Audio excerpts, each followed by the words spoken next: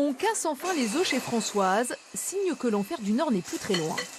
Privée de la visite des organisateurs depuis 2 ans et demi, la commerçante du village de Troisville se régale du retour du Paris-Roubaix. Oui, ça c'est une tradition.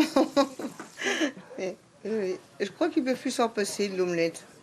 À l'aune du premier secteur pavé, son café fixe le point de départ de la reconnaissance pour le directeur sportif de la course et son équipe.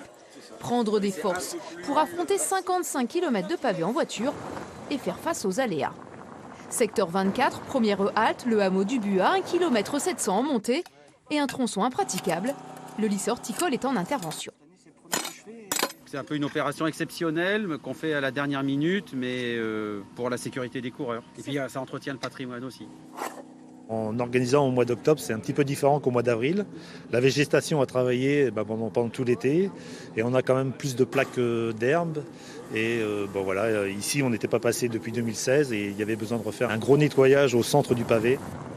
À Veluy, secteur Bernardino, c'est la boue cette fois qui s'est invitée. C'est le pire, hein. Du sec, du mouillé, du sec, du mouillé. Là, un passage comme ça, c'est terrible.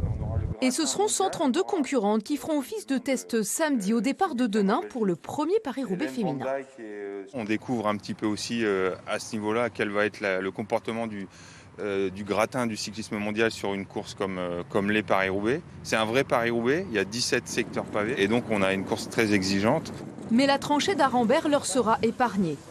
Dernier détail, la trouée n'est plus verte, les services municipaux ont œuvré toute la semaine, même un peu trop par endroits. Il faudra d'ici le week-end faire disparaître quelques pièges.